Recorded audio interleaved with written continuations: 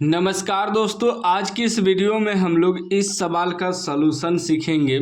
सवाल क्या कह रहा है यदि किसी वृत्त की त्रिज्या तथा बाह्यतः बिंदु से वृत्त पर खींची गई स्पर्श रेखा की लंबाई क्रमशः 7 सेमी तथा 24 सेमी हो तो वृत्त के केंद्र से बाह्यतः बिंदु की दूरी है, मतलब बाह्यतः बिंदु की दूरी ज्ञात करना है। ऑप्शन ए में है 18 सेमी, बी में है 32 सेमी, सी में है 25 सेमी, डी में है 12 सेमी। अभी सवाल समझ में नहीं आएगा, जब चित्र पे समझाएंगे तो समझ में आएगा।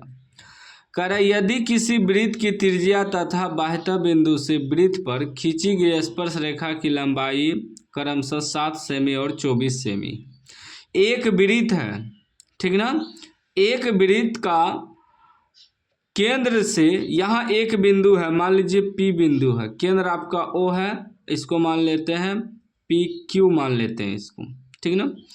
O केंद्र से एक P बिंदु है वृत्त के बाहर, ठीक ना, केंद्र से बाहर।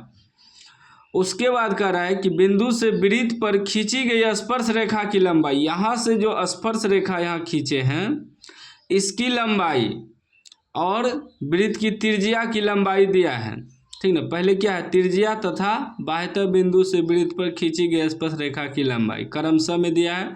तो त्रिज्या पहले है, तो इसका मतलब ये त्रिज्या जो है r बराबर 7 cm है, तथा स्पर्श रेखा की लंबाई यहाँ से यहाँ जो स्पर्श रेखा है इसका लंबाई 24 cm है, ठीक।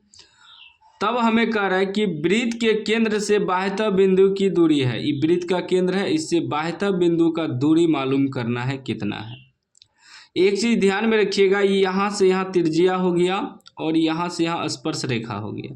जहाँ त्रिज्या पर स्पर्श करेगा वहाँ 90 डिग्री का कोण बनेगा। जब ये 90 डिग्री का कोण बन जाएगा तो ये समझ लीजिए आधार हो गया, ये लंब हो गया, ये कर्ण हो गया, ठीक है ना। आधार और लंब बदलते रहता है, अगर हम इसको आधार मानेंगे तो ये लंब हो जाएगा और ये क्या हो जाएगा, ये आपका कर्ण हो जाएगा। आधार लंब बदलता है, कर्ण नहीं बदलता है, ठीक ना। तो अब ये हमें आधार और लंब मालूम है, कर्ण निकाल लेंगे पाइथागोरस प्रमेय से, ठीक ना। तो पहले यहाँ लिख देंगे जो दिया है, पी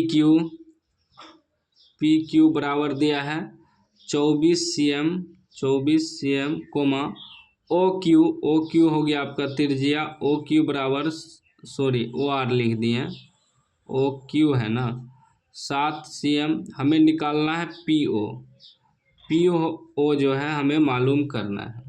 लिखेंगे पाइथागोरस प्रमेय से,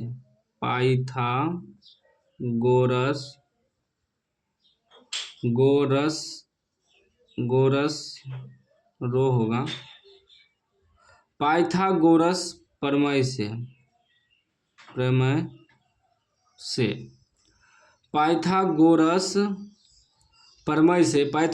प्रमेय का सूत्र होता है कर्ण का स्क्वायर बराबर लंब स्क्वायर प्लस आधार स्क्वायर। इस सूत्र होता है पाइथागोरस प्रमेय से कि कर्ण का स्क्वायर बराबर लंब का स्क्वायर प्लस आधार का स्क्वायर, ठीक है ना।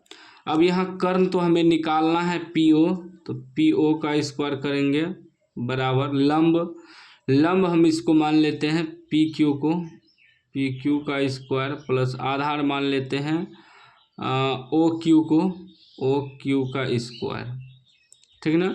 तो पी ओ का स्क्वायर तो हमें निकालना है पी क्यू हो गया 24, तो 24 का स्क्वायर प्लस ओ क्यू हो गया 7, तो 7 का स्क्वायर, ठीक ना।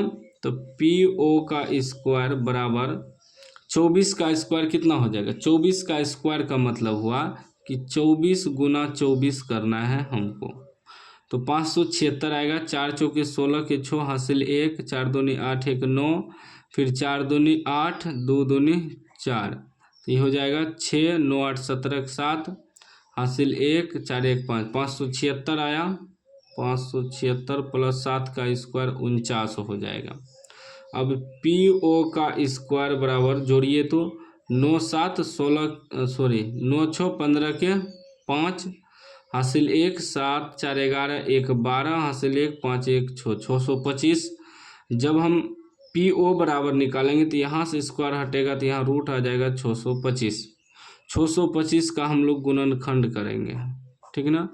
5 से तोड़ेंगे, 5 एका 5, यहाँ 2 5 एका 5, एक यहाँ 12, फिर आ जाएगा 5 दूनी 10, 2 पचे 25, फिर 5 से तोड़ेंगे, 5 दूनी 10, पचे 25, 5 से तोड़ेंगे, पचे 25।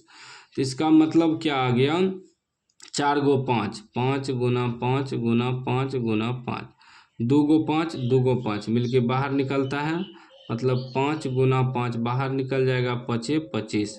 25 सेंटीमीटर जो है हमारा आंसर हो जाएगा।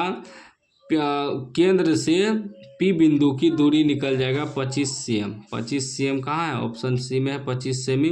25 सेमी राइट आंसर हो जाएगा, ठीक ना। तो उम्मीद है आप समझ गए होंगे कि इस तरह का सवाल कैसे बनाना है।